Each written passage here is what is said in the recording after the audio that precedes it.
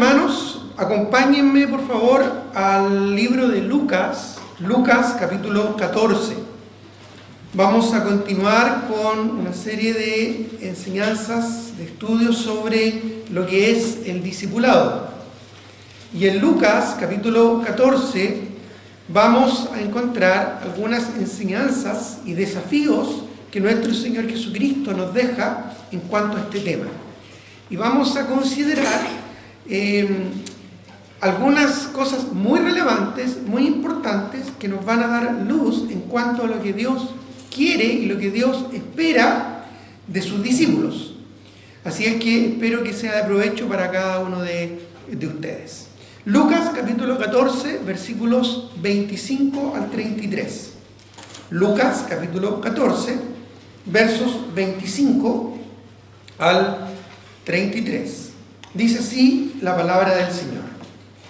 Grandes multitudes iban con él, y volviéndose les dijo: si alguno viene a mí y no aborrece a su padre y madre y mujer e hijos y hermanos y hermanas, y aún también su propia vida, ¿qué dice? No puede ser mi discípulo. Y el que no lleva su cruz y viene en pos de mí, no puede ser mi discípulo. Porque ¿quién de vosotros, queriendo edificar una torre, no se sienta primero y calcula los gastos, a ver si tiene lo que necesita para acabarla? No sea que después que haya puesto el cimiento y no pueda acabarla, todos los que lo vean comiencen a hacer burla de él, diciendo: este hombre comenzó a edificar y no pudo acabar. ¿O qué rey, al marchar a la guerra contra otro rey, no se sienta primero y considera si puede hacer frente con 10.000 al que viene contra él con 20.000? Y si no puede, cuando el otro está todavía lejos, le envía una embajada y le pide condiciones de paz. Así pues, cualquiera de vosotros que no renuncia a todo lo que posee, ¿qué dice? No puede ser mi discípulo. Vamos a tener un momento de oración antes de continuar con el mensaje de esta mañana. Oremos. Padre Celestial, te doy muchas gracias por la oportunidad, el privilegio que nos das de reunirnos acá en tu casa de oración con el propósito de ser desafiados, exhortados y animados en tu palabra. Te ruego que tu Espíritu Santo esté obrando en nuestros corazones y nos esté moviendo a no ser oidores olvidadizos, sino hacedores de tu palabra. Desafíanos con respecto a este tema tan importante, tan relevante en tu palabra, que es el discipulado, debido a que es el ministerio que nuestro Señor Jesucristo desarrolló aquí en la tierra y que nos dejó a nosotros para seguir, para continuar y para dar fruto conforme a tu voluntad y a tu propósito. Señor, nos encomendamos en tu gracia, en tus manos, y te rogamos que tú guíes esta reunión y este estudio conforme a tu buena voluntad. Te lo pido en nombre de Jesús. Amén. El mensaje de esta mañana se titula Los que no pueden ser discípulos de Jesucristo. Generalmente cuando se habla del discipulado se procura animar, motivar a que los creyentes se transformen en seguidores, en discípulos de Cristo. Pero es interesante que durante el ministerio del Señor Jesucristo, y aún en el contexto de muchas personas que le seguían, el mismo Señor Jesucristo tomó un tiempo para aclarar de que no todos van a poder ser discípulos de Él. No todos van a poder ser discípulos de Cristo. Resulta un tanto paradójico, ¿verdad? Porque quisiéramos, y es más, tenemos el mandato de ir y hacer discípulos a todas las naciones.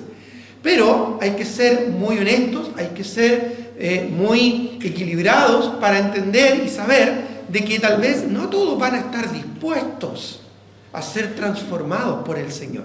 Recuerda que hemos estado analizando este tema del discipulado y hemos estado estableciendo que el discipulado no es un proceso de recibir información acerca de la vida cristiana, sino que más bien es un proceso de transformación. Es un proceso en que nos vamos conformando de manera concreta, de manera práctica, de manera cotidiana a la imagen de nuestro Señor Jesucristo. Y esto representa un desafío, esto representa una decisión, y esto no es gratis, tiene un costo.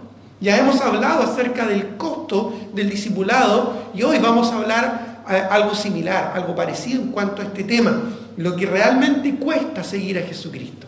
Ya establecimos que la salvación es gratis para nosotros, porque en realidad tuvo un precio muy alto que nuestro Señor Jesucristo tuvo que pagar en la cruz del Calvario, a nuestro favor. Por lo tanto, nosotros llegamos a la salvación, como dice Efesios capítulo 2, versículos 8 al 9, por medio de la fe. Y esto no de vosotros, pues es un don, un regalo de Dios, no por obras para que nadie se gloríe. Somos salvos por la fe en Jesucristo, quien murió y quien resucitó. Y Él, ¿verdad?, pagó un precio muy alto. Así es que técnicamente la salvación no fue gratis, a Cristo le costó su vida. Pero Él nos las ofrece a nosotros gratuitamente por medio de su gracia. Gracia significa un don, un favor no merecido. No merecemos ser salvos, no merecemos la salvación. Es más, lo que merecemos es la condenación por nuestros pecados. Pero Cristo nos ofrece, ¿verdad?, gratuitamente la salvación por su pura gracia.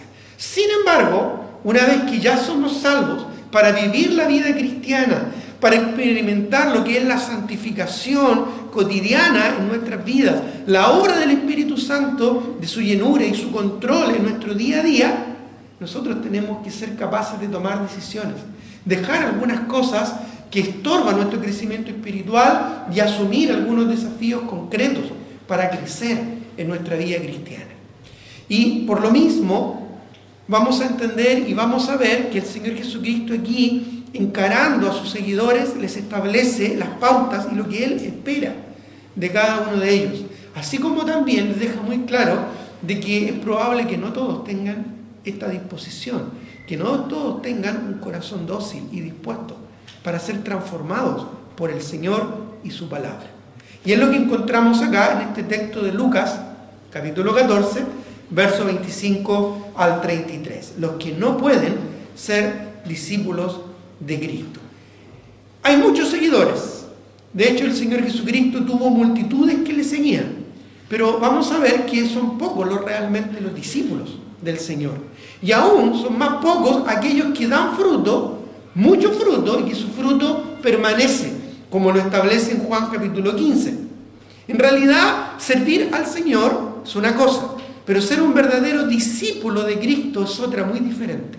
Podemos servir, podemos activar, podemos participar, pero lo que Dios quiere, no olvides, lo establecimos el domingo pasado, no es lo que yo haga para Él, sino en lo que Él puede hacer en mi vida. No es lo que yo hago, sino lo que soy. No es lo que yo ostento o muestro, sino es la obra transformadora de Dios y su palabra en mí. No es cuántas cosas puedo hacer, no es cuántas capacidades pueda tener, ni siquiera cuántos dones pueda tener, sino es el proceso de Dios transformando mi vida, santificándome para su gloria y transformando mi mente y mi conducta para conformarme a la imagen de su Hijo Jesucristo. Como dije, hay muchos seguidores, pero pocos discípulos del Señor. Es más, vemos acá en el versículo 25 de nuestro texto que grandes multitudes iban con Él. Mucha gente que le seguía, mucha gente que estaba aprovechando de sus enseñanzas, aprovechando de su doctrina, sorprendida, ¿verdad?, por la enseñanza transformadora de sus palabras. También, seguramente, había mucha gente que también le seguía por los milagros que Él hacía, también por los beneficios que podían recibir de Él cuando recibían, ¿verdad?, los panes, los peces que fueron multiplicados y cuando sentían, ¿verdad?, que una multitud estaba atenta a un maestro que no enseñaba como los escribas y fariseos, sino con autoridad y verdadera autoridad espiritual. Así es que mucha gente le seguía.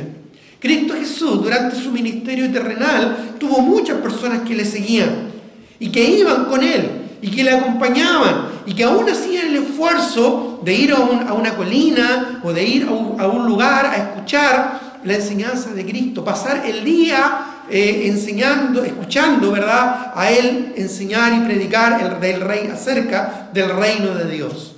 Pero en este mismo contexto, como dice el verso 25, cuando mucha gente iba en pos de Cristo, dice, Él volviéndose, les dijo. Esa palabra volviéndose literalmente significa tal cual. Él se giró hacia atrás, en el contexto quizás de una caminata o llegando a un lugar para enseñar. Él miró hacia atrás, se volcó hacia atrás y mirando a sus discípulos, a toda esta multitud que le seguía, les dijo estas palabras: si alguno viene a mí, si alguno viene a mí. El mismo Señor Jesucristo en su palabra declara que no podemos llegar a Dios sino es a través del Padre. Y el mismo Señor Jesucristo también indica que al que a Él llega, Él no echa fuera. También el Señor Jesucristo declara que hay lugar para todos. Incluso más tarde, ¿verdad?, en la palabra del Señor, el apóstol Pedro y Juan también, y el apóstol Pablo también lo refrenda, de que el Señor desea, que su voluntad es que todos sean salvos y vengan al conocimiento de la verdad. Hay lugar para todos. Y está bien seguir al Señor. Y está bien buscarle. Aunque entendemos, ¿verdad?, que aún antes de conocer a Cristo, nuestro corazón perdido no buscaba al Señor. Y muchas veces Dios tuvo que intervenir en nuestra vida. Nosotros le amamos a Él porque Él nos amó primero. Él tomó la iniciativa de llegar a nosotros y darnos el camino a la salvación. Un camino tal vez angosto, no el camino ancho que lleva a la perdición. Una puerta que es Cristo. Pero Él, mirando a esta multitud que de alguna manera estaba ahí para escuchar sus palabras, para escuchar su doctrina, les dice: si alguno de ustedes que está acá, si alguno de ustedes que viene a escuchar mis palabras, si alguno de ustedes que me está siguiendo ya hace algún tiempo en los milagros, en las enseñanzas que he hecho, viene a mí y no aborrece a su padre y madre y mujer e hijos y hermanos y hermanas, es decir, a toda su familia, ¿verdad?, y aún también su propia vida, no puede ser mi discípulo. Qué bien que me sigan, qué bien que escuchen mis palabras, dijo el Señor, pero quiero dejarles muy claro y establecido que si alguno de ustedes no está dispuesto a tomar una decisión, a santificar su vida y a entregarse a la doctrina a la cual yo estoy compartiendo, no va a poder ser un verdadero discípulo mío. No va a poder ser un verdadero discípulo, está diciendo el Señor Jesucristo. Como dije, grandes multitudes seguían a Cristo. No sabemos exactamente cuánta gente en número está representado acá, pero sí podemos decir que era muchísima gente. Recuerda que en una sola ocasión el Señor alimentó a más de 5.000 personas que estaban escuchando el mensaje. Y eran 5.000 varones. Por lo tanto, seguramente entre mujeres y niños había tal vez 7.000, 10.000 personas. Es decir, mucha gente le seguía. Incluso la misma Escritura dice que muchos le seguían por los panes, por los peces y por los milagros que Él hacía. Pero Jesús llamó la atención de estas mismas personas para que consideraran el costo de lo que realmente significa ser un discípulo de Jesucristo. Mira, acompáñenme al versículo 28 al 33. Dice: porque ¿quién de vosotros, queriendo edificar una torre, no se sienta primero y calcula los gastos a ver si tiene lo que necesita para acabarla? El Señor aquí usa una ilustración para mostrar que en la vida nosotros, cuando tenemos que tomar decisiones, evaluamos los costos. Evaluamos costo-beneficio y en base a eso tomamos una decisión de continuar o de detener aquella iniciativa en la que estamos. Dice el verso 29, no sea que después que haya puesto el cimiento y no pueda acabarla, todos los que lo vean comiencen a hacer burla de él, diciendo, este hombre comenzó a edificar y no pudo acabar. Es decir, antes de comenzar, ¿no es cierto?, a seguir a Cristo, es necesario considerar. Antes de comenzar realmente a seguir a Cristo, es necesario considerar si estamos dispuestos a dejarlo todo por seguirlo a Él. Luego dice el verso 31, usando otra ilustración: ¿o qué rey, al marchar a la guerra contra otro rey, no se sienta primero? Eso de sentarse involucra tener un momento de reflexión, pensar bien el asunto. Dice, no se sienta primero y considera, piensa, razona si puede hacer frente con 10.000 al que viene contra él con 20.000. Y si no puede, cuando el otro está todavía lejos, le envía una embajada y le pide condiciones de paz. Por eso luego dice, sí, pues, el que no renuncia a todo lo que posee, no puede ser mi discípulo. Es necesario evaluar los costos que significa seguir al Señor. Cristo tuvo muchos seguidores, pero no todos realmente fueron comprometidos como discípulos de Cristo. A veces nosotros vemos también a nuestro alrededor y vemos que muchos a través del tiempo han buscado seguir al Señor, y hemos visto también como muchos se han alejado de los caminos del Señor. E incluso eso puede llevarnos al desánimo o incluso a cuestionar si realmente, ¿verdad?, vale la pena seguir a Cristo, aunque sabemos que nuestros ojos deben estar puestos en Jesús, el autor y el consumador de la fe. Y eso nos anima a continuar y a seguir adelante, no mirando al lado como el apóstol Pedro, cuando estaba ahí caminando sobre las aguas, ¿verdad?, aceptando la invitación del Señor Jesucristo en ese milagro tan maravilloso cuando Él caminó sobre las aguas, pero Él comenzando a mirar a su alrededor, ¿qué pasó? Empezó a hundirse, porque dejó de ver a Cristo. Así nosotros, ¿verdad?, a veces también debemos tomar la decisión de ver a Cristo y no ver a nuestro alrededor o vernos a nosotros mismos. Ahora, esto no es algo nuevo. Cuando el Señor Jesucristo dio la parábola del sembrador, estableció una pauta y un principio muy interesante. Porque hablando de Dios Padre, que es el labrador y que salió a sembrar y que tiró la semilla, y esa semilla que representa la palabra del Señor, declara que una parte cayó junto al camino. Vinieron las aves y robaron aquella semilla. Otra parte cayó en pedregales y brotó rápido, pero el sol salió y la secó. Y otra parte cayó entre espinos. Brotó, pero los espinos y las ramas ahogaron la palabra y se secó. Pero otra parte cayó en buena tierra y dio fruto, a 30, 60, a 100 por uno. Y ahí el Señor establece un principio interesantísimo, porque no todos a los que les llega la palabra del Señor van a responder a ella con un corazón dispuesto y fructífero. Es más, tomando el contexto de esa parábola, ¿verdad?, podemos establecer que solo un 25% va a dar fruto. Del 100% de aquellos que reciben la palabra del Señor, solo un 25% va a mostrar realmente un compromiso genuino y va a mostrar un fruto que glorifica a Dios. Dios nos dice allá en Juan capítulo 15, en esto es glorificado mi Padre, en que llevéis mucho fruto y seáis así mis discípulos. El propósito del discipulado es que llevemos fruto para la gloria de Dios y que estemos preparados para toda buena obra. Pero aquí el Señor nos está diciendo de que no todos van a poder ser discípulos de Cristo. Y en la parábola del sembrador, Él ya lo había declarado. De todos aquellos a los que les va a llegar, a los que van a tener acceso a la palabra del Señor, no todos van a dar fruto. Es más, ya al inicio de la iglesia, en sus comienzos, pasó exactamente lo mismo y hasta el día de hoy. ¿Se recuerdan allá en el libro de Hechos capítulo 1? Busquémoslo para ilustrar esta idea. En Hechos capítulo 1 del libro de Hechos, cuando está reunida la iglesia allá en Pentecostés, cuando viene el Espíritu Santo, y el Espíritu Santo llena, ¿verdad?, a los creyentes y les da el poder para que ellos compartan el Evangelio en distintos idiomas. Dice capítulo 1 del libro de Hechos, el versículo 15. Voy a leer el verso 14.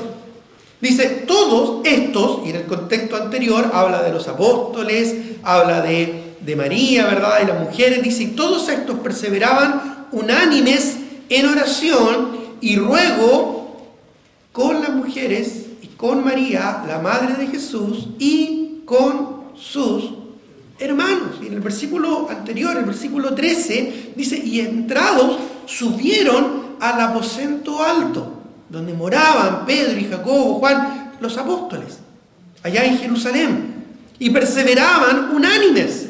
Qué hermosa figura, ¿verdad? Qué hermoso cuadro de una iglesia que persevera y que está unida en oración y en servicio cristiano.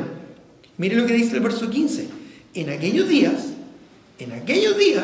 dice, Pedro se levantó en medio de los hermanos, y mire lo que añade, y los reunidos eran, ¿qué dice? Como 120 en número. Había un grupo de gente ahí importante, 120 personas, que estaban perseverando como unánimes en el Señor. ¿Cuándo ocurre esto en relación a la resurrección de Cristo? Esto aquí es en Pentecostés. ¿Cuándo ocurre este momento en relación a la resurrección del Señor Jesucristo? Solo 50 días después de su muerte y resurrección. Llega este momento, casi un poquito más de un mes y medio, y aquí están los discípulos reunidos, perseverando juntos en uno de los aspectos más relevantes e importantes de la vida cristiana, que es la oración. Aquí vemos una iglesia reunida. Más adelante vemos cómo ellos incluso tuvieron una sesión de negocios para escoger al sucesor de Judas. Aquí vemos una iglesia comprometida con la enseñanza de Cristo y perseverando unánimes en oración y en ruego. Ahora, acompáñenme por favor para contrastar esto. No olvides cuánta gente había reunida. ¿Cuántos estaban perseverando? ¿Cuántos eran? ¿Te acuerdas? 120. Dice, ¿cómo 120? Puede que un poquito más, puede que un poquito menos, ¿verdad? Es como cuando llegamos a la casa y nos preguntan, ¿y cuánta gente fue a la iglesia? Sí, más o menos como 110, 120 personas. Bueno, acompáñenme a 1 Corintios capítulo 15, por favor. 1 Corintios capítulo 15, cuando el apóstol Pablo está haciendo un recuerdo, un recuento de qué es lo que ocurrió cuando Cristo resucitó y a quienes el Señor Jesucristo se apareció después de su resurrección. Dice en el capítulo 15 de 1 Corintios, versículo 1, además os declaro, hermanos, el evangelio que os he predicado, el cual también recibisteis, en el cual también, ¿qué dice? Perseveráis. La misma palabra que utilizó, ¿no es cierto?, Lucas cuando escribió el libro de Hechos, para referirse a aquellos 120 que estaban perseverando unánimes en oración y ruego. Dice el verso 2, por el cual asimismo si retenéis la palabra que os he predicado, sois salvos si no creísteis en vano. Porque primeramente, y aquí viene a ser un recuento del apóstol Pablo, primeramente os he enseñado lo que asimismo recibí, que Cristo murió por nuestros pecados conforme a las Escrituras y que fue sepultado y que resucitó al tercer día conforme a las Escrituras y que apareció a Cefas. ¿Quién es Cefas? El apóstol Pedro. Y después, dice, apareció a los 12, al resto, ¿verdad? Después apareció, mire lo que dice, a más de 500 hermanos a la vez, de los cuales, aquí está escribiendo el apóstol Pablo a la primera epístola a los Corintios. En realidad está escribiendo a la iglesia de Corinto, ¿ya? Está escribiendo a la iglesia de Corinto, dice, y en este recuento dice que después apareció a más de 500 hermanos a la vez, de los cuales muchos viven aún. De estos 500 que se apareció después de su resurrección, ¿verdad? Todavía hay algunos vivos al tiempo que Pablo escribió esta epístola. Dice, y otros ya duermen, es decir, ya han fallecido. Después apareció a Jacobo, después a todos los apóstoles, y por último, dice, y al último de todos, como un abortivo, me apareció a mí.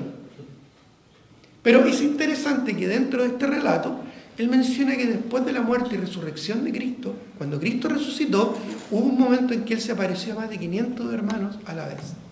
¿Pero cuántos habían perseverando en el aposento alto para el día de Pentecostés? ¿Y dónde estaban los 380?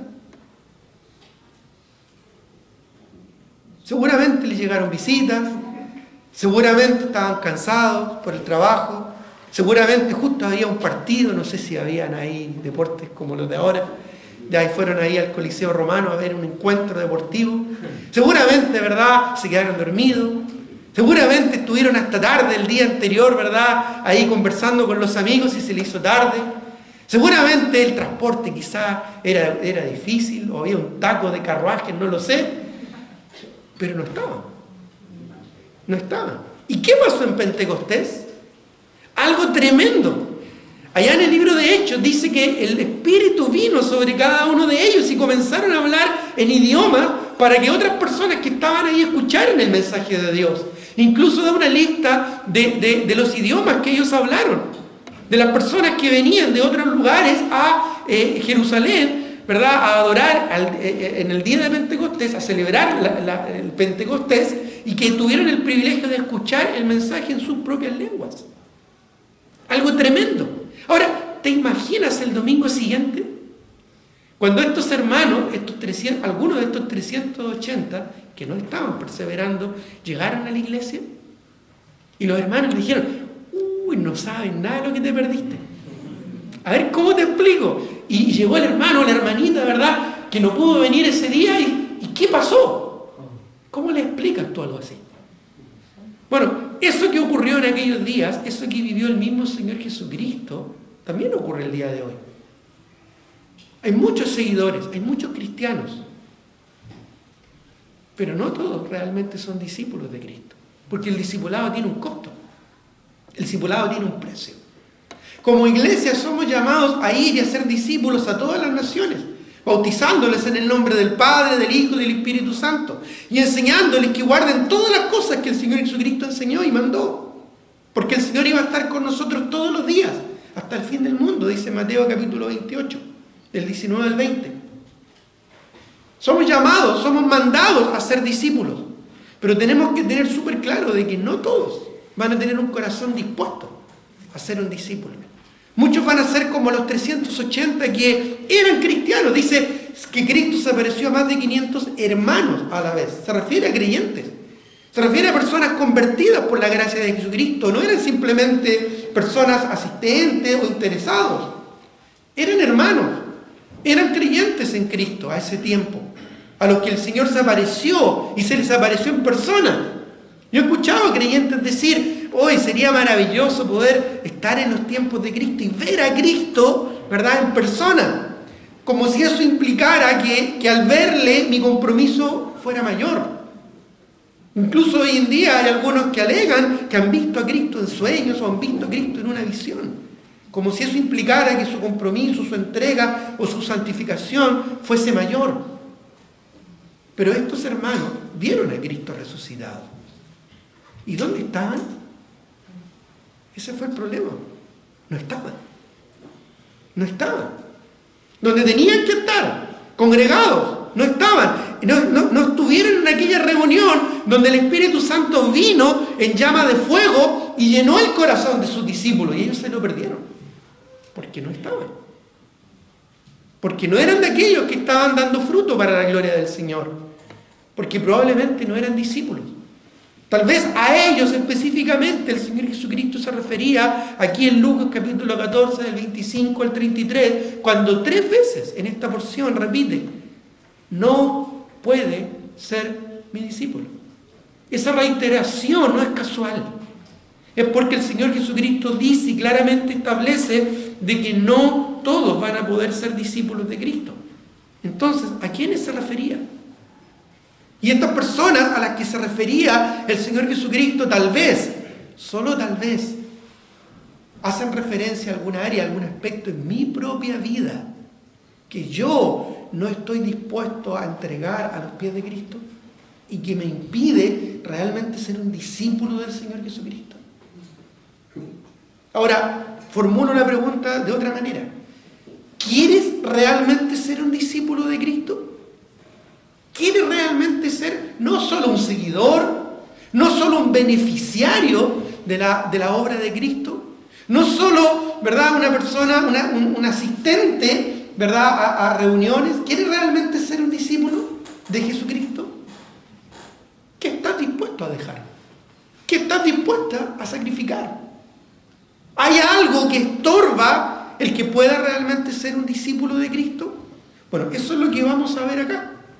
En primer lugar, dice en el versículo 26, volviendo ahí a nuestro texto, ya de Lucas, ya por favor, Lucas capítulo 14, vamos a dejarlo ahí marcado para que no perdamos esta porción. Lucas capítulo 14, versículo 25, dice en el verso 26, si alguno viene a mí y no aborrece a su padre y madre y mujer e hijos y hermanos y hermanas y aún también su propia vida, no puede ser mi discípulo. Así que en primer lugar, si estás tomando apuntes, en primer lugar, esto se refiere a los que ponen sus relaciones humanas primero que Dios y su obra. Voy a reiterarlo. Esto se refiere a los que ponen sus relaciones humanas, personales, primero que Dios y su obra. Acerca de ellos, el Señor dice, no pueden ser mis discípulos. Si tu hijo es más importante que Dios y su obra, no vas a poder ser un discípulo de Cristo. Si tu esposo o tu esposa es más importante que Dios y su obra, no vas a poder ser un discípulo de Cristo. Si tu hermano o tu hermana es más importante que Dios y su obra, no vas a poder ser un discípulo de Cristo. Es lo que el Señor está diciendo acá. Ahora, debemos comprender correctamente este pasaje, porque aquí el Señor usa una palabra bastante fuerte. Cuando dice, si alguno no aborrece a su padre, madre, hermano, etc. Esa palabra aborrecer, ¿sabe lo que significa en el original? Significa aborrecer. No necesitamos saber griego para eso. Tan simple como eso. Pero en realidad lo que el Señor estaba haciendo aquí es establecer una pauta, un parámetro, para establecer que nuestro amor hacia Dios debe ser tan importante y tan relevante que nuestro afecto por el resto de las personas, incluso el afecto por mí mismo, o lo que hoy en día los psicólogos humanistas llaman el autoestima, ¿verdad? El autoestima sea inferior, sea casi como despreciado en virtud del amor que debemos tener por el Señor. Nuestro amor por Dios debe ser tan grande y tan supremo que aún al considerar nuestro afecto por los demás y aún por nosotros mismos, queda tan rebajado que casi se entiende como un desprecio. Ahora, la Biblia nos enseña además y también a amar, a respetar y a honrar a nuestro prójimo, a nuestros familiares y aún a nuestros padres. Incluso la Escritura nos ordena diciendo que debemos sustentar las necesidades de nuestro hogar y de los nuestros. Pues si no lo hacemos seríamos peor que un incrédulo. La Biblia habla acerca de que en los últimos tiempos van a haber personas desnaturalizadas, que no van a tener afecto natural por aquellos que están en su propia familia. Pero la Biblia nos habla del amor que nosotros debemos tener y mostrar hacia los demás. Como dije, la palabra aborrecer en el contexto bíblico aquí significa bajar la importancia de nuestros seres queridos ante la importancia y la tremenda grandeza de nuestro amor hacia Dios. Nosotros le amamos a Él porque Él nos amó primero. Y es por esa razón que Dios siempre debe tener la prioridad. Ya en el Antiguo Testamento esto era una ley. Cuando el Señor Jesucristo establece, cuando Dios, establece diciendo, amarás al Señor Jehová tu Dios con todo tu corazón, con toda tu alma, con toda tu mente, y también añade después el Levítico, con todas tus fuerzas. Y en segunda instancia añade, y amarás a tu prójimo como a ti mismo. Hoy en día en que tanto se enfatiza el amor hacia uno mismo, el autoestima, el Señor aquí nos está diciendo de que tu amor hacia Dios debe ser más importante que tu amor hacia ti mismo. Hoy en día en el mundo escuchamos, ámate a ti mismo, quiérete a ti mismo, respétate a ti mismo. Pero aquí vemos que Dios en su palabra nos exhorta a amarlo a Él, aún por sobre nosotros mismos y aún por sobre aquellos que están en nuestro entorno. Así fue en la vida de Cristo. Miren lo que dice Lucas capítulo 2. No pierdas tu texto acá en Lucas 14. Vamos a ver algunos ejemplos. Pero en Lucas capítulo 2 vemos el ejemplo de nuestro Señor Jesucristo. Versículos 48 y 49. Lucas 2, 48 al 49. aquí el Señor Jesucristo le dijo a sus papás que lo estaban buscando desesperadamente, porque se les había perdido a la edad de 12 años. ¿Se te ha perdido alguna vez un hijo? A mí sí, y es terrible, ¿verdad? La sensación que uno siente. Entonces Él les dijo, ¿por qué me buscabais? ¿No sabíais que en los negocios de mi Padre me es necesario estar? Dice el verso 49, voy a leer el versículo anterior, verso 48. Cuando le vieron, se sorprendieron y le dijo su madre, hijo, ¿por qué nos has hecho así? ¿Por qué nos has preocupado, verdad? He aquí tu padre y yo te hemos buscado con angustia. Así como uno se siente como papá si un niño se le pierde de la vista, ¿verdad? Entonces Él les dijo, ¿por qué me buscabais? ¿No sabíais que en los negocios de mi Padre me es necesario estar? Verso 50. Mas ellos no entendieron las palabras que les habló. Aquí el Señor les estaba diciendo claramente, ¿verdad? Mi Padre celestial, a quien sirvo, mi Padre, ¿verdad? En los negocios de mi Padre es necesario estar. Y descendió con ellos, dice el verso 51, y volvió a Nazaret. ¿Y qué dice? Y estaba sujeto a ellos. Y su madre guardaba todas estas cosas en su corazón. Ella meditaba y guardaba y llegó a entender de que su hijo, para su hijo, su padre, y no se refería a José, sino que se refería a Dios, era más importante que ella. Una madre estaba razonando y entendiendo que su hijo amaba más a Dios que a ella como mamá. Interesante, ¿verdad? Un tremendo desafío para muchas mamás el día de hoy, donde hoy en día casi se idolatra el amor a un hijo, que es importante y que es necesario y que es parte del amor, ¿no es cierto?, que Dios le da a las mujeres hacia sus hijos. Pero siempre debemos comprender que nuestro amor a Dios debe ser aún más importante. Esto ya suena desafiante, ¿verdad? Ya suena radical en relación a lo que conocemos y escuchamos el día de hoy. Bueno, es por eso que no todos van a ser discípulos de Cristo. Otro ejemplo también, así fue en la vida de los mismos discípulos del Señor. Mateo capítulo 4, versículo 18. Mateo capítulo 4, versículo 18, busquémoslo. Mateo capítulo 4, el verso 18 dice la palabra del Señor. Y andando Jesús junto al mar de Galilea, vio a dos hermanos, Simón llamado Pedro y Andrés su hermano, que echaban la red en el mar porque eran pescadores. Y les dijo, venid en pos de mí y os haré pescadores de hombres. Ellos entonces, dice, dejando al instante las redes, literal, no son las redes sociales a propósito, aunque si fuera el día de hoy probablemente sería así, dejando al instante las redes, le siguieron. Le siguieron. Dice, pasando de allí, vio a otros dos hermanos, Jacobo, hijo de Zebedeo, y Juan, su hermano, en la barca, con Zebedeo, su padre, que remendaban su red y los llamó. Y ellos, dejando al instante la barca y a su padre, ¿qué dice? Le siguieron. En aquellos días era importante estar con el padre porque ahí aprendían el trabajo, el oficio de la familia. No habían institutos profesionales, no habían universidades en aquellos días como las conocemos hoy, así que los hijos seguían las enseñanzas y la instrucción, ¿verdad?, y la disciplina laboral de sus padres. Ellos estaban dándoles la espalda a su profesión por seguir a Cristo, y en el proceso le estaban dando la espalda a su propio Padre por seguir al Señor Jesucristo, por amar a Dios y su obra. Y ellos llegaron a ser no solo discípulos, sino que eventualmente apóstoles del Señor Jesucristo, enviados del Señor Jesucristo. Otro ejemplo, en el Antiguo Testamento, una mujer llamada Ana, 1 de Samuel 1. 1 de Samuel, capítulo 1, busquémoslo por favor en el Antiguo Testamento. 1 de Samuel, capítulo 1, el versículo 24 al 28. 1 de Samuel 1, 24 al 28. Dice que Ana no tenía hijos y oró a Dios por un hijo y Dios le dio lo que pidió.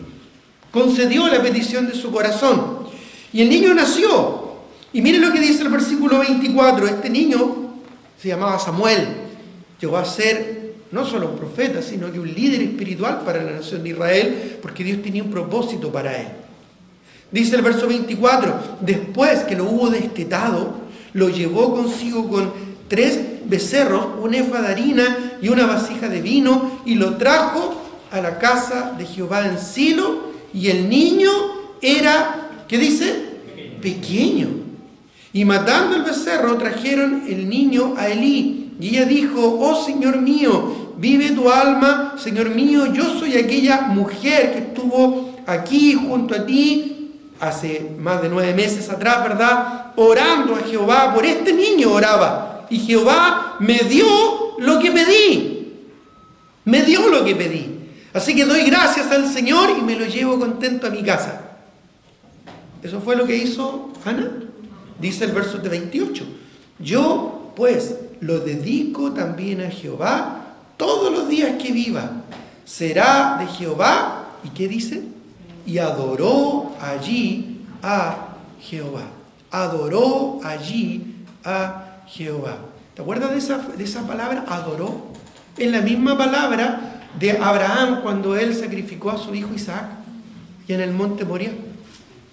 La adoración no es solo un momento de las alabanzas donde cantamos con un corazón emocionado cuánto amamos al Señor. La verdadera adoración es cuando nosotros estamos dispuestos a dar nuestra vida y sacrificar nuestro corazón en el altar del Señor.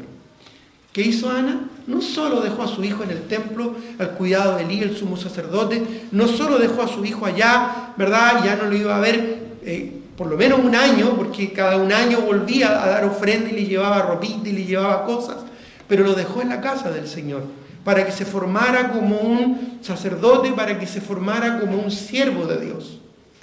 ¿Qué hizo ella? Lo adoró al Señor. Adoró al Señor. Le dio a Dios la importancia. Y es más, otro ejemplo que ya lo mencioné, Abraham en Génesis 22. Génesis 22, en el 1 al 4 de Génesis 22, vemos la actitud que tuvo Abraham cuando Dios le pide que sacrifique a su hijo Isaac. Dice: aconteció después de estas cosas que probó Dios a Abraham para ver lo que había en su corazón, para ver si realmente le amaba con todo su ser. Y le dijo a Abraham, y él respondió: heme aquí. Y dijo: toma ahora tu hijo, tu único, Isaac, a quien amas, y vete a tierra de Moriah y ofrécelo allí en holocausto sobre uno de los montes que yo te diré. Y Abraham se levantó muy de mañana, fue diligente en obedecer la orden, y enalbardó su asno y tomó consigo 2 siervos suyos y a Isaac su hijo, y cortó leña para el holocausto, y se levantó y fue al lugar que Dios le dijo. Al tercer día alzó Abraham sus ojos y vio el lugar de lejos. Entonces dijo Abraham a sus siervos: esperad aquí con el asno, y yo y el muchacho iremos hasta allí, y miren lo que dice, y adoraremos. Lo mismo que Ana. Y volveremos a vosotros. Y a propósito, esta es la primera mención en la escritura de la palabra adoración. Y aquí se establece una pauta. La verdadera adoración es el sacrificio de mi alma, de mi corazón hacia Dios. No es solo un momento de alabanza o de emoción. Es algo concreto que implica un sacrificio probablemente doloroso de darle, de entregarle a Dios lo que realmente a Él le pertenece y le corresponde. Saltemos al versículo 9. Dice: cuando llegaron al lugar que Dios le había dicho, edificó allí Abraham un altar y compuso leña y ató a Isaac su hijo y lo puso en el altar sobre la leña. Y extendió Abraham su mano y tomó el cuchillo para degollar a su hijo. Entonces el ángel de Jehová, que no es más que el Señor Jesucristo preencarnado, le dio voces desde el cielo y dijo: Abraham, Abraham. Y él respondió: heme aquí. Y dijo: no extiendas tu mano sobre el muchacho ni le hagas nada, porque ya conozco que temes a Dios por cuanto no me rehusaste tu hijo, tu único. Tu único. ¿Te recuerdas de esa palabra? Tu único, unigénito. Fíjate qué paradójico es que Dios mismo nos amó tanto a la humanidad, porque de tal manera amó Dios al mundo que dio a su Hijo unigénito. Dios mismo, Él dio a su propio Hijo para morir en la cruz a nuestro favor, para dar su vida en rescate por muchos, como dice Isaías 53. ¿Te das cuenta lo que realmente implica seguir a Cristo? Aquellos que no están dispuestos a sacrificar ¿verdad?, sus relaciones humanas y aún su propio afecto por seguir al Señor, no van a poder ser discípulos de Cristo. Cristo ya lo sabía. Y en la iglesia primitiva ya lo entendían. De los 500 hermanos, probablemente más que había en ese momento, solo 120 estaban perseverando unánimes. La mayoría, que a propósito 120 en relación a 380, es aproximadamente como el 18, casi el 20%, un poquito más. Casi el 25% que se refiere a la parábola del sembrador. Porque a veces son pocos los que hacen el trabajo de muchos. Incluso hasta en términos empresariales, aquellos que manejan más la terminología empresarial, se utiliza el concepto del 20-80, que es que el 20%, ¿verdad?, hace el trabajo del 80% restante. O genera la producción, ¿no es cierto?, del resto. Bueno, pasa lo mismo en las cosas del Señor. Porque seguir a Cristo implica un compromiso serio. Ser un discípulo de Cristo no es simplemente venir a la iglesia o ser un asistente. Implica un acto de adoración, de entrega, de sacrificio, como el de Ana, como el de Abraham, como el de los discípulos, como el mismo Señor Jesucristo lo mostró. No solo al seguir, ¿verdad?, en obediencia y estar en los negocios de su Padre, sino aún lo demostró en su propia muerte. Porque en esto mostró Dios su amor para con nosotros, en que Cristo Jesús murió en la cruz por nosotros. Nadie tiene más amor que este, que uno ponga su vida por sus amigos, dijo el Señor Jesucristo. Y eso fue lo que Cristo hizo por ti y por mí. En eso Dios te mostró su amor para contigo, para conmigo, viles pecadores condenados al infierno. Él nos mostró su amor. Su afecto estuvo por su obra y por su Padre. ¿Está tu afecto realmente en las cosas del Señor? Y cuando hablo de afecto, no solo me refiero a tu papá, a tu mamá, a tu hijo, a tu hija, a tus nietos, a tus hermanos, a tus hermanas. Me refiero a toda área y a todo aspecto. Porque donde esté tu tesoro, dice el Señor en su palabra, ahí va a estar tu corazón. Tal vez tu afecto esté en otras cosas, en otras experiencias, o en otros elementos más materiales o terrenales. Pero si tu amor por el Señor no es lo más importante, entonces, como dijo el Señor Jesucristo aquí a estas multitudes, no puedes ser mi discípulo. En segundo lugar, volvamos a nuestro texto allá en Lucas. Lucas capítulo 14. Ahora el versículo 27. Lucas 14, 27. Porque el Señor más tarde añade: y el que no lleva su cruz y viene en pos de mí, no puede ser mi discípulo. ¿Qué significaba esto para aquellos oyentes originales? Esto se refiere, y es el segundo punto que vamos a considerar, por si es que lo quieres anotar, de aquellos que no pueden ser discípulos de Cristo, a los que ponen sus propios deseos, ambiciones y voluntad primero que Dios y su obra. Reitero, a los que ponen sus propios deseos, ambiciones y voluntad primero que Dios y su obra. La multitud en ese tiempo sabía exactamente lo que significaba tomar la cruz, que era básicamente asumir su propia muerte. Hoy en día, tal vez una cruz para algunos representa un elemento estético, un elemento decorativo, colgado en una pared o tal vez en una oreja, o quizás, ¿verdad?, en un colgante. Pero en los tiempos de Cristo, ¿sabes qué representaba la cruz? Era un elemento de tortura y de muerte que los romanos infligían sobre aquellos delincuentes que ellos consideraban que eran dignos de muerte. Aquellas personas que debían ser quitadas de la sociedad por su mala influencia, por sus malos actos. Y los romanos, cruel y despiadadamente, los torturaban azotándoles, haciéndoles cargar su propio madero hasta el lugar donde iban a ser crucificados. Esto sería como hoy en día, después de torturar a alguien, hacerle cavar su propia tumba, matarle y tirarlo allí para sepultarlo, ya sea aún vivo o muerto.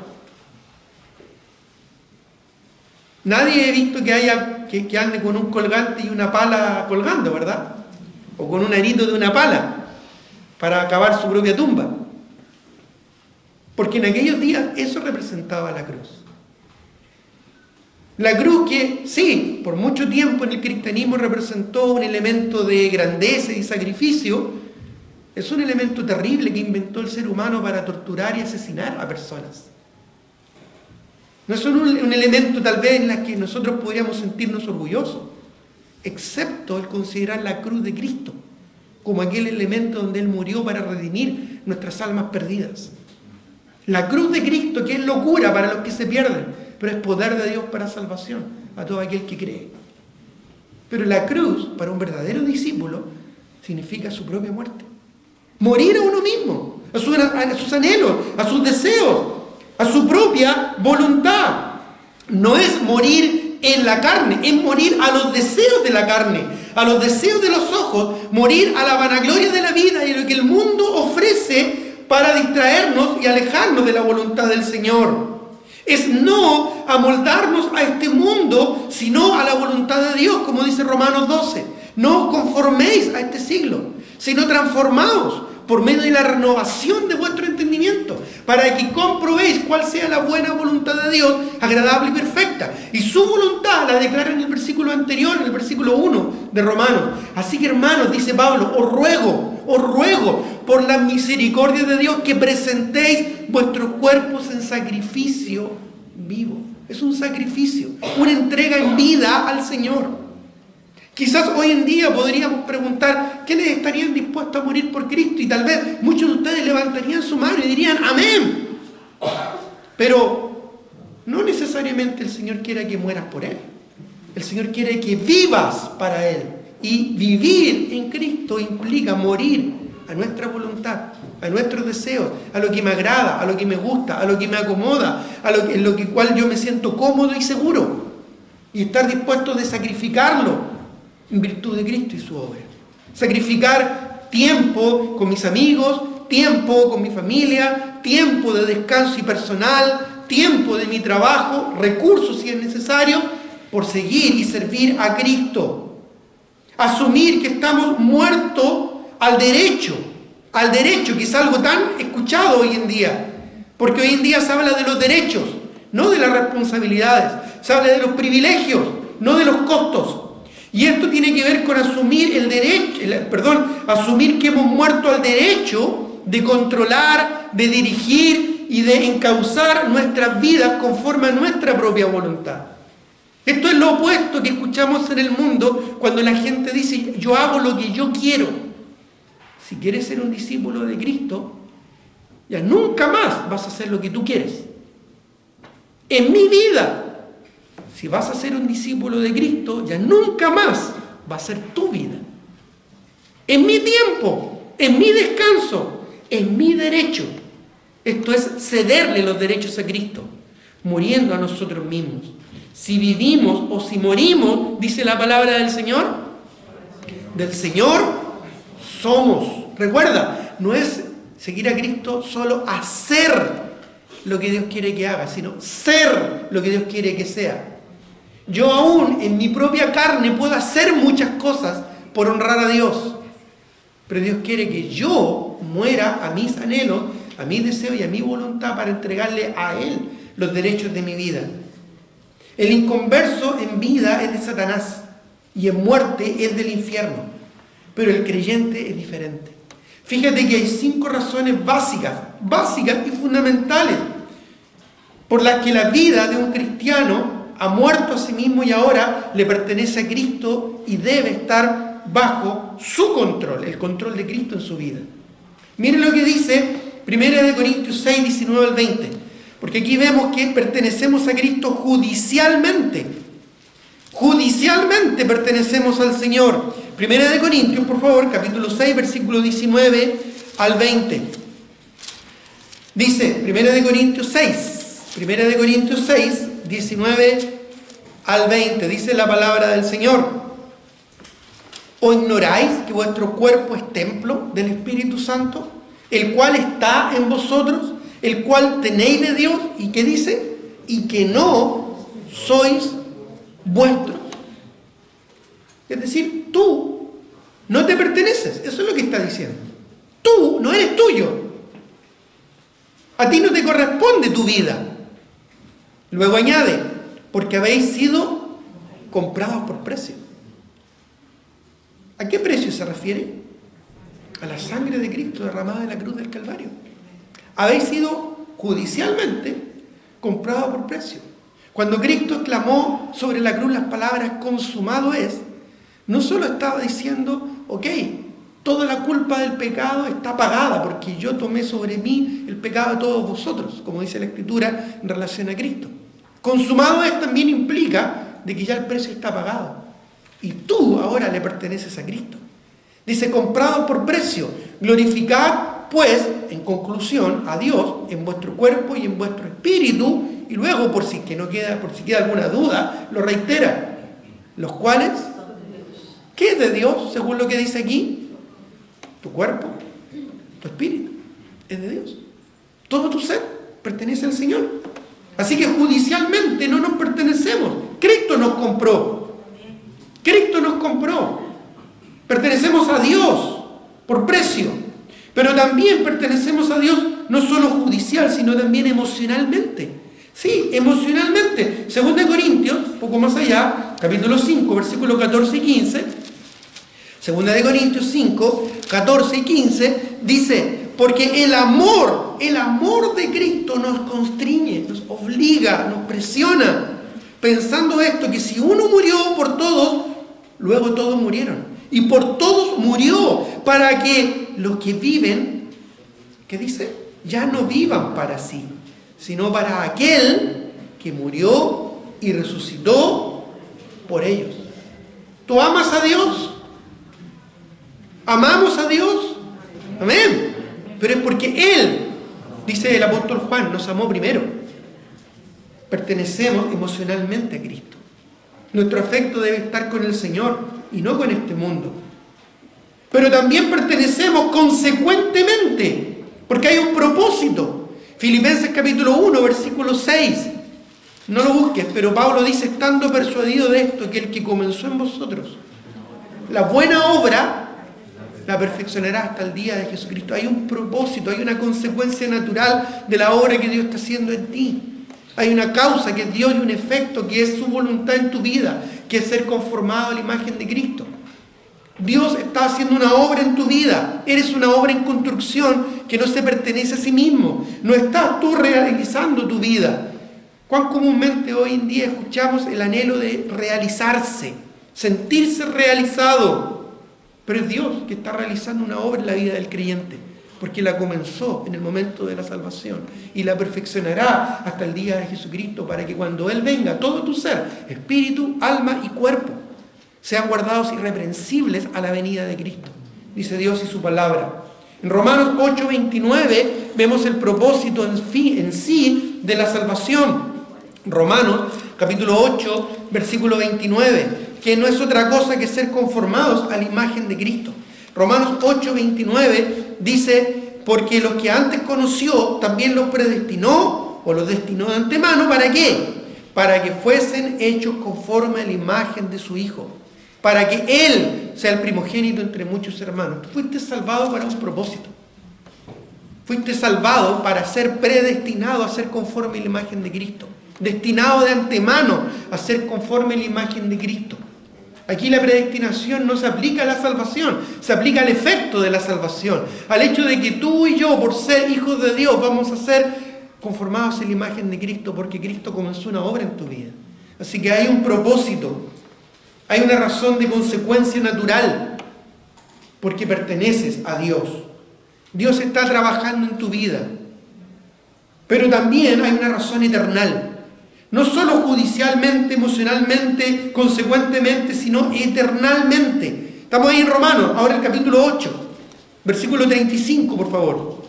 Romanos 8, 35, estamos ahí cerquita. Dice, ¿quién nos separará del amor de Cristo? ¿Tribulación, o angustia, o persecución, o hambre, o desnudez, o peligro, o espada? Como está escrito, por causa de ti somos muertos todo el tiempo, somos contados como ovejas de matadero. Antes en todas estas cosas, ¿qué dice?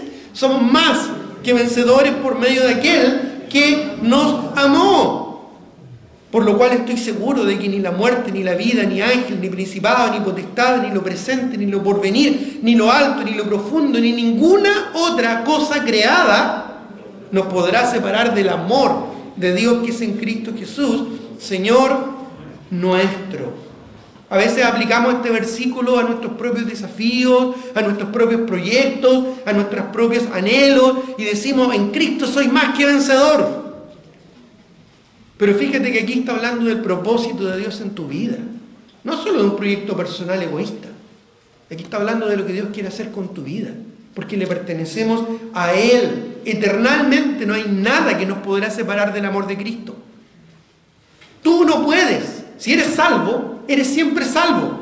Y no puedes perder la salvación. Porque no la obtuviste. Cristo te la dio. Porque la salvación no depende de ti, depende de la obra consumada y completa del Señor Jesucristo en la cruz. Y cuando Él te salvó eternamente, porque esa fue su promesa, la promesa de la vida eterna, que significa que jamás termina. Le perteneces a Dios, te guste o no te guste. Eres de Dios para siempre y por la eternidad. No puedes escapar de esto, como dice el Salmo 139, aún si huyes a lo más profundo de este mundo, de esta tierra, aún así el Espíritu Santo te va a alcanzar. No te puedes esconder. Pertenecemos a Cristo. En 1 de Juan 2:25, y esta es la promesa que Él nos hizo, la vida eterna. No lo busquen. La vida eterna. ¿Te das cuenta? Es eterno. Y es una promesa, y Dios y Cristo no es hombre para que mienta. Y Él no se va a retractar, porque Él es Dios. Y no hay nada ni nadie que te puede separar de su amor. Pertenecemos a Cristo, ¿te das cuenta? Judicialmente, emocionalmente, consecuentemente, eternalmente, y pertenecemos a Cristo por medio del Evangelio. Es decir, por defunción y resurrección. Miren lo que dice Romanos. Estamos ahí mismo en Romanos capítulo 6, versículo 1 en adelante. Romanos capítulo 6. Versículo 1 en adelante, dice aquí la palabra de Dios, que pues diremos, ¿perseveraremos en el pecado para que la gracia abunde? En ninguna manera, porque los que hemos muerto al pecado, ¿cómo viviremos aún en él? ¿O no sabéis que todos los que hemos sido bautizados en Cristo Jesús, hemos sido bautizados en su muerte? Porque somos sepultados juntamente con él para muerte por el bautismo, a fin de que como Cristo resucitó de los muertos por la gloria del Padre, así también nosotros andemos en vida nueva. Porque si fuimos plantados juntamente con Él en la semejanza de su muerte, así también lo seremos en la de su resurrección. Sabiendo esto, que nuestro viejo hombre fue crucificado con Él, para que el cuerpo del pecado sea destruido, a fin de que no sirvamos más al pecado. Porque el que ha muerto ha sido justificado del pecado. Y si morimos con Cristo, creemos también que viviremos con Él. Mire lo que dice el verso 11. Así también vosotros considerados muertos al pecado, pero vivos para Dios. No solo en Dios, no solo con Dios, sino para Dios. Para Él. Porque le pertenecemos. Para Dios en Cristo Jesús, Señor nuestro. Esto el apóstol Pablo lo ejemplifica y lo ilustra muy bien allá en Gálatas 2:20. Gálatas capítulo 2, versículo 20, cuando él dice, con Cristo estoy juntamente crucificado. Y ya no vivo yo, ya no es mi vida, ya no es mi cuerpo, ya no son mis intereses, ya no hago lo que yo quiero, mas vive Cristo en mí. Y lo que ahora vivo en la carne, en mi cuerpo mortal, lo vivo en la fe del Hijo de Dios, el cual me amó y se entregó a sí mismo por mí. ¿Has tomado decisiones importantes estos últimos años? ¿Has proyectado tu vida más allá de este año, del 2020, 2023? ¿Has considerado a Dios y su voluntad? ¿Has considerado la obra de Dios? ¿Dedicarte al Señor? Mira qué importante, porque a estas personas que no están dispuestas, el Señor dice claramente, no puede ser mi discípulo. Finalmente, allá en nuestro texto de Lucas, capítulo 14, por tercera vez reitera el Señor Jesucristo: ¿quiénes no pueden ser sus discípulos? Y se refiere en número 3, lo puedes anotar ahí, a los que ponen sus posesiones terrenales primero que Dios y su obra. A los que ponen sus posesiones y sus anhelos terrenales, sus tesoros de este mundo, primero que Dios y su obra. Ellos no van a poder ser discípulos del Señor Jesucristo. Esto incluye tiempo, energía, talentos, salud, comodidad, pensamientos, posesiones personales, ideas, inversiones terrenales, proyectos, anhelos, esperanzas, etcétera, etcétera, etcétera. Todo aquello en lo que podríamos poner nuestro afecto aquí en este mundo terrenal, temporal y controlado por el príncipe de este siglo. Un mundo que no tiene nada bueno que ofrecernos. Porque si bien estamos en este mundo, como dice Juan 17, no somos del mundo. No somos del mundo. Ahora, no es malo tener e invertir en las cosas antes mencionadas si entendemos que solo son instrumentos del propósito de Dios para servir a Dios. Si entendemos que solo son herramientas para nuestro servicio al Señor. Lo malo es cuando estas cosas, o todas, o solo una de ellas, llega a ser más importante que Dios y su obra. ¿Sabes cómo se llama eso? Idolatría. Idolatría. Es poner cualquier cosa antes que Dios y su obra. El problema, por ejemplo, no es el dinero, dijo el Señor Jesucristo, sino más bien el amor al dinero, el cual, codiciando algunos, se apartaron de la fe y fueron traspasados de muchos dolores, dice la palabra. El dinero es solo un instrumento. El trabajo, los bienes materiales, la profesión que tú tengas, es solo un instrumento que Dios te permite para que tú puedas servir al Señor. Tu trabajo es solo un elemento que Dios permite para que tú tengas el sustento necesario para mantener tu familia y para a la vez también poder servir al Señor. Es un instrumento, es una herramienta, pero no es el fin en sí mismo. Tú no eres un ingeniero. No eres un arquitecto, no eres un abogado, no eres un médico. Tú eres un hijo de Dios.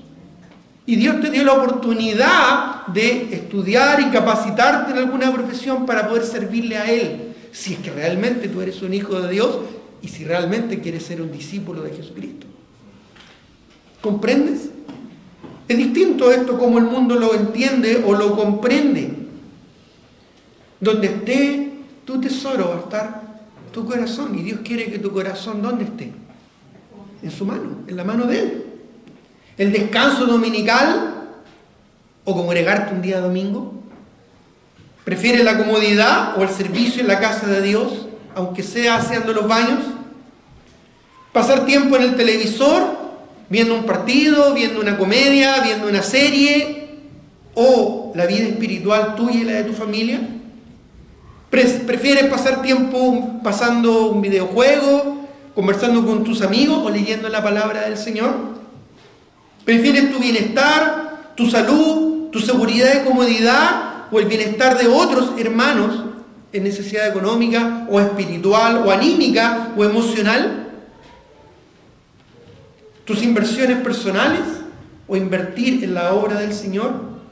¿Tu prosperidad o éxito laboral, profesional, tu desarrollo individual, laboral, o el tiempo y energía y el anhelo de engrandecer la obra del Señor? Todas esas son preguntas que un verdadero discípulo se hace. ¿En qué está involucrado mi corazón? Mi dedicación, mi energía, mi tiempo, mis capacidades. ¿Está involucrado en engrandecer la obra del Señor en esta tierra hasta que Él venga?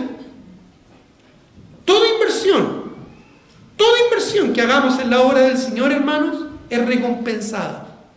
Toda. Afectiva, económica, emocional, personal, laboral, humanamente es recompensada. ¿Y sabes cuánto es recompensada? ¿En qué porcentaje es recompensada en cuanto a Dios? ¿Cuánto crees tú? el doble, el triple, 1000%. Miren lo que dice Marcos 10, 28, por favor. Marcos capítulo 10, versículo, ¿lo tienes ahí? Marcos capítulo 10, versículo 28. Dice, entonces Pedro comenzó a decir, he aquí nosotros lo hemos dejado todo y te hemos seguido. Este lo dijo en relación, ¿verdad? Como para decir, mira, Señor, lo hemos dejado todo y te seguimos. Qué bueno, ¿verdad? Qué bueno. Aquí vemos un discípulo. Pedro nos da un tremendo ejemplo. Miren lo que él responde al Señor Jesucristo en el versículo 29. Y respondiendo Jesús y dijo, de cierto os digo que no hay ninguno que haya dejado casa, o hermano, o hermana, o padre, o madre, o mujer, o hijos, o tierras, por causa de mí y del Evangelio, que no reciba, ¿cuánto?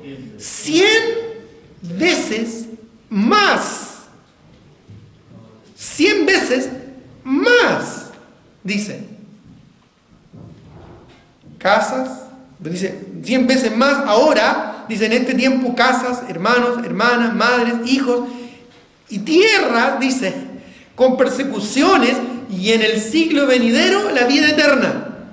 Ahora, si no fuese por esa cláusula de persecuciones, sería pero espectacular, ¿no es cierto?